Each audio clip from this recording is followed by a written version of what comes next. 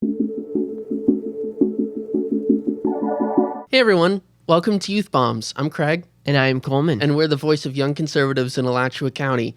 This week, you have hosted a student Trump versus Harris debate. Coleman, what was the structure of that debate? How did it look? Okay, so I will first explain who hosted it. Debate Club and then the hedge fund and finance club, they collaborated together to host this debate. It was an hour long. It was in the Rights Union Student Government Conference Center. And the way it was formatted is there's, I think, a total of 6 different topics. And each topic was supposed to get roughly 10 minutes of discussion. There's a little U at the front of the stage because it's kind of like a classroom setting. But at the front of the classroom, there's just 6 and then later 8 chairs arranged so that students can sit down and then have the discussion. And then one additional chair in the middle for the moderator to be. And the moderator did, we don't actually get this in 2024 on national media, but this moderator is actually unbiased. It's open to, perspectives of both people. And when one person was going on too long of a tangent, she pivoted to the other side, etc.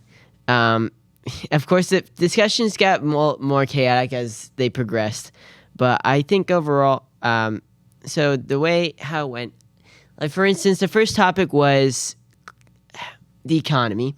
Second question was on abortion. Then climate change. And then guns, and then Israel-Palestine, of course. So as she first introduced some context before getting into the debate, and then when she provided the context, she presented the claim, and then to simplify, the claim was okay, either this president or this president will be better at this issue. Either Trump or Kamala will be better on this issue specifically. And then we went back and forth. 3 people raised their hand, or 4 people raised their hand. I want to argue support the case, or I want to refute the case, right? And that was a format. Okay. Does that make sense, Craig? Yeah, that makes sense. Okay. So were there specific people assigned to argue for Trump or for Harris? No. Or? People volunteered to to argue for or against on either case. So, yeah, it wasn't really pre-assigned. There's no predetermined teams or anything. People just self-volunteered to come and talk. So that's how that went down.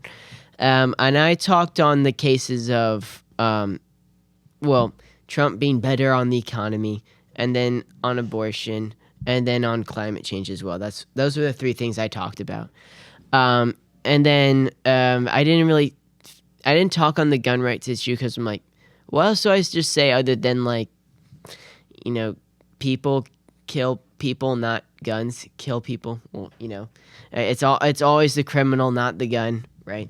But then it's Israel-Palestine at that point is this conversation is just gonna be a mess, so I'm just gonna sit out of it. And then you already had everyone I want to talk on this, man. It's that was, for some reason that was got the most people passionate, that topic. I'm okay.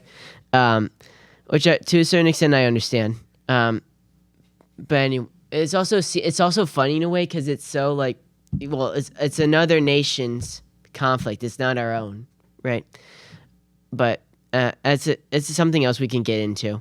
Mm-hmm. Yeah, makes sense. So looking at Israel-Palestine, what was the most contentious moment of that? Was there one? So I think to set the stage for this, I'll sort of contrast it how the first few topics went and then how the later topics went. First 3 topics was very calm, very little interruption on either side. People just went back and forth offering their perspectives, and it was civil. Because none of the conservatives really wanted to speak on the gun rights issue, but we just for some reason they just the 4 liberals just gave a minute speech on why they support more gun restrictions, and that was it. All right. And then now you get to Israel-Palestine, and then you get people on both sides like, oh yeah, I really want to talk about this, and then because it just quickly became like an interrupting, shouting match, and then the moderator was like struggling a lot to like keep the conversation at bay. He's like, chill, like no. I think one of the contentious moments, and frankly a dumb moment, was where you have. And not that to say people were dumb, which is like this particular take was stupid. So one person was like, all right, when the terrorists attacked Hamas, Hezbollah, I think it was Hamas, right, on October 7th? Yeah. So they attacked on October 7th, and one person was trying to establish common ground, right? It's like, hey, can we agree that this terrorist attack was barbaric, or like terrorism in general is bad?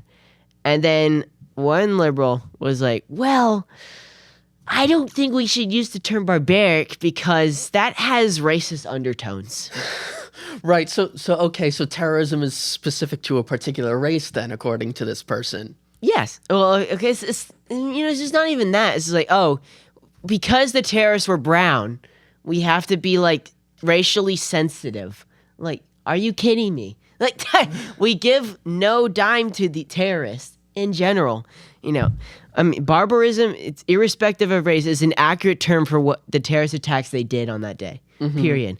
There's one person who's like, on the topic of climate change, my main point is like, the case topic was, do we need Kamala Harris's policies to address climate change? Obviously no, because both candidates care about, the environment. But the difference with Kamala is that she wants to ban fracking. She's trying to hide away from that, but it's true. She said it multiple times. So, and then you get to a point where we were talking about this, I'm making my case, and then this girl says, well, I really just think we should just try to stop drilling for oil in general, because otherwise we're going to start getting like hurricanes every 2 weeks.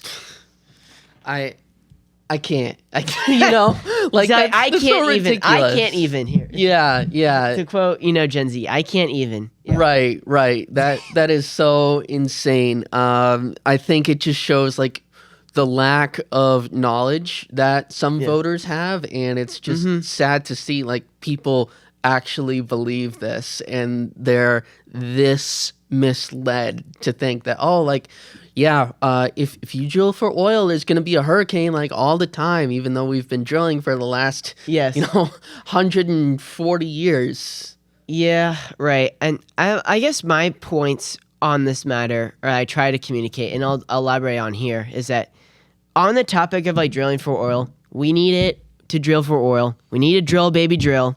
Why? Because we need to catch up, honestly, on the production front. And we need to start, bringing our economy back, because we kind of suck right now.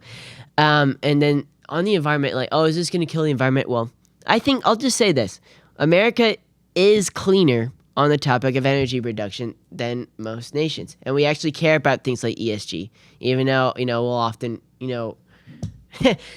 don't really like ESG scores all that much. But we, in general, care about the environment, right? Now, if you care about the environment, and America is clean, you would, one, want to bring manufacturing back to the U.S., which is what J.D. Vance, articulated very well during the VP debate. And then two, okay, if we care about, not letting oil harm the environment, you would, first of all, vote for a candidate who cracked down on offshore drilling. That was Donald Trump. And you would also don't want to vote for the candidate / party who's outsourcing oil from other nations because we don't want to produce domestically. I mean, and that's what Kamala Harris Biden is doing.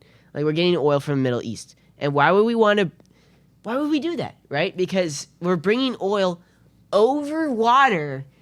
Like, do you know how risky that is? Like oil spills, hello? Like, so. Right. Much better to be energy independent and have strong domestic production. Yeah. As far as the subject of undecided voters, people in the middle, were there any that you knew of at this debate? And were any minds swayed? Here's like one of the things, Craig, is like, if there was like middle ground people, I don't think they're really, I think there's like one person who like was sort of in the middle and like took, the liberal and conservative stances. Like he sort of swapped between. Like he was he thought Trump was better on the economy, but was still in favor of federal abortion, permission, right? Or right, I guess. So there's that. And so you're right. I think there's like people who were like sort of in the middle engaging in this dialogue anyway. And there's still a lot of people who didn't engage, but they're still willing to just listen to both sides and, be respectful and like allow the conversation to like develop. And I thought that was, hopeful too, that people were willing to listen to honest dialogue.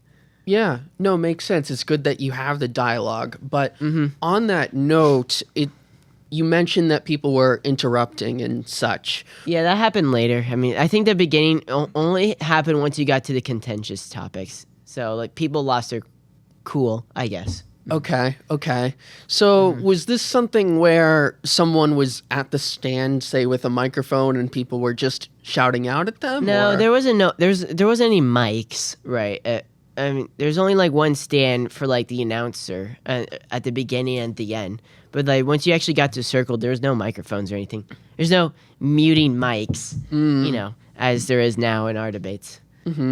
Okay, interesting. So overall, would you consider the debate have been a success for the student body?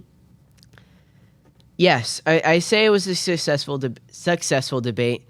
I don't think there's any clear winners either. Honestly, I don't think the conservatives won or like the liberals won. I think it was just solid dialogue that you don't really get that much in anymore, really, because there's not a lot of instances where like I try to bring this up to like the conservative orgs here. It's like, hey, why don't we like have debates with like more of the liberal orgs, like Young Democrat Socialists of America, or like the college Democrats, or like some of the other, like the Sunrise Movement is in one, or Black Lives Matter, who are also, I think they definitely have campus presences.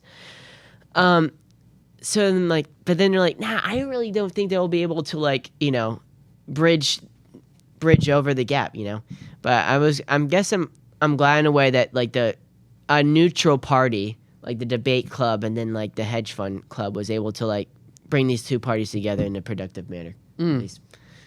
Yeah, sounds like an interesting event, a fun time for everyone, and good that they were able to bridge that gap and have a good student discussion. That being said, thanks everyone so much for watching. We really appreciate it. We upload every Monday, Wednesday, and Friday at 1 p.m. Don't forget to like, comment, and subscribe on YouTube and Rumble. Additionally, you can reach out to us at youthbombs@alatrorepublicans.com. Thanks so much. See ya.